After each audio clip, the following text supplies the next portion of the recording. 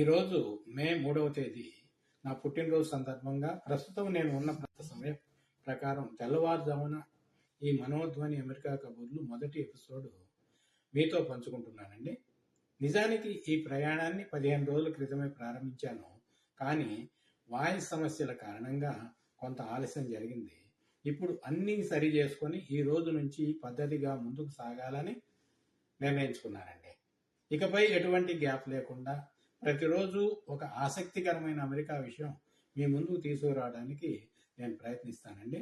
మీ ఆశీర్వాదం, ప్రోత్సాహం నాకు ఎంతో బలం అండి. మీ అందరి హృదయాలను తాకే మనోధ్వని అమెరికా కబుర్లు అనే ఈ ప్రత్యేక కార్యక్రమానికి స్వాగతం, సుస్వాగతం, హృదయపూర్వక స్వాగతం అండి. ఈరోజు ప్రారంభమవుతున్న ఈ ప్రయాణం ఒక సాధారణ వీడియో కాదు. ఇది నా జీవితంలో ఒక కొత్త అధ్యాయం, ఒక కొత్త అనుభూతి. మనోధ్వని యూట్యూబ్ ఛానల్ ద్వారా ప్రారంభమవుతున్న ఈ సిరీస్ కేవలం కథలు కాదు, నా మనసులో మోగిన ప్రతి భావం, ప్రతి అనుభవం, ప్రతి ఆశ్చర్యం, ఇవి అన్నీ మీ ముందుకు తీసుకురావాలనే నా లక్ష్యం అండి. భారతదేశం నుంచి వేల మైళ్ళ దూరం ప్రయాణించి అమెరికా నేల మీద అడుగుపెట్టిన ఆ క్షణం మాటల్లో చెప్పలేని అనుభూతి అండి. అమెరికా సమయం ప్రకారం ఏప్రిల్ 16వ తేదీ తెల్లవారుజామున 1:30 సెయింట్ లూయిస్ ఎయిర్పోర్ట్ చేరుకున్నానండి. ఆ నిశ్శబ్దం, ఆ క్రమశిక్షణ, ఆ ప్రకాశం అన్నీ నాకు కొత్తగా అనిపించాయి. ఎయిర్పోర్ట్ బయటకు వచ్చిన వెంటనే అనిపించింది, ఇది నిజంగా నేను నిజంగా అమెరికాలో ఉన్నానా అని. ఆ ఆశ్చర్యం, ఆ ఆనందం, అవి రెండూ కలిసి నా మనసులో అద్భుతమైన భావాన్ని కలిగించాయండి. ఉదయం 2 గంటలకు ఇంటికి చేరుకునే వరకు ప్రతి క్షణం నా కళ్ళు కొత్త విషయాలను చూస్తూనే ఉన్నాయి. రోడ్లపై నిశ్శబ్దం, ట్రాఫిక్ క్రమం, ఎక్కడ చూసినా పరిశుభ్రత, ఇవి అన్నీ ఒక అనుభవాన్ని నాకు పరిచయం చేశాయి. ఈ అనుభవాలను నా మనసులోకి దాచుకోలేక మీతో పంచుకోవాలని ఒక బలమైన ఆలోచన వచ్చింది. అదే ఈ మనోధ్వని అమెరికా కబుర్లు అనే సిరీస్ రూపంలో మీ ముందుకు తీసుకొస్తున్నానండి. ఇది కేవలం వీడియో కాదు, ఇది నా మనసు మాట్లాడుతున్న స్వరం, నా హృదయం వినిపిస్తున్న కథ. మీరు చూస్తున్నది ఒక వ్యక్తి అనుభవం మాత్రమే కాదు, మన అందరి కలల ప్రతిబింబం. ముందుగా ఈ వీడియోను 15 రోజుల క్రితమే అప్లోడ్ చేశాను, కానీ మీలో కొంతమంది వాయిస్ క్లియర్గా లేదు అని చెప్పడంతో మీ అభిప్రాయాలను గౌరవిస్తూ ప్రత్యేకంగా మైక్ తెప్పించుకొని మళ్ళీ కొత్తగా ఈ వీడియోను సిద్ధం చేస్తున్నానండి. ఇప్పుడు ఈ వాయిస్ మీకు స్పష్టంగా వినిపిస్తుందా లేదా తప్పకుండా కామెంట్లో తెలియజేయండి.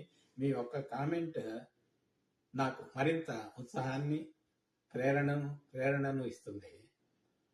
మన భారతదేశం నుండి అమెరికా వరకు ప్రయాణం అనేది చాలా మందికి ఒక కళ, కానీ ఆ కళ నిజమైన తర్వాత ఇక్కడి జీవితం ఎలా ఉంటుంది, ఆ అనుభవం ఎలా ఉంటుంది, ఇది చాలా మందికి తెలియదు.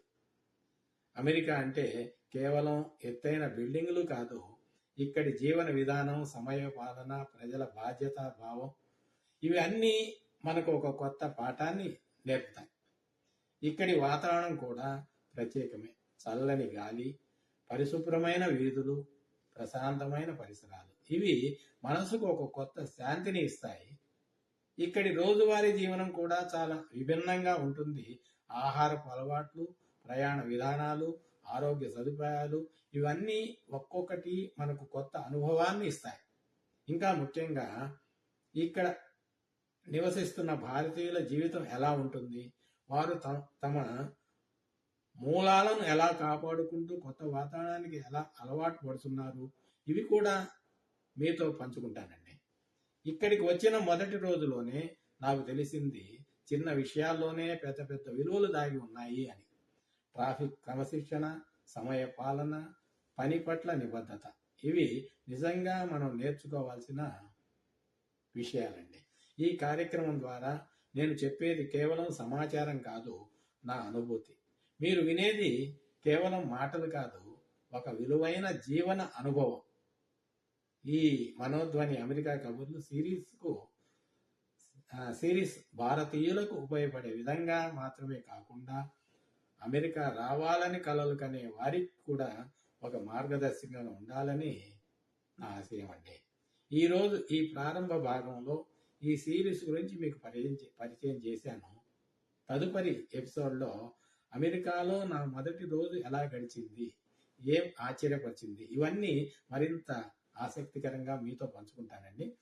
మీకు ఈ వీడియో నచ్చితే తప్పకుండా లైక్ చేయండి, మీ అభిప్రాయాలను కామెంట్స్లో తెలియజేయండి. మరిన్ని ఇలాంటి అనుభవాల కోసం మనోధ్వని ఛానల్ను సబ్స్క్రైబ్ చేయండి. ధన్యవాదములండి. మళ్ళీ తదుపరి మరొక వీడియోలో కలుద్దామండి. శుభం భూయాత్. జై శ్రీరామ్.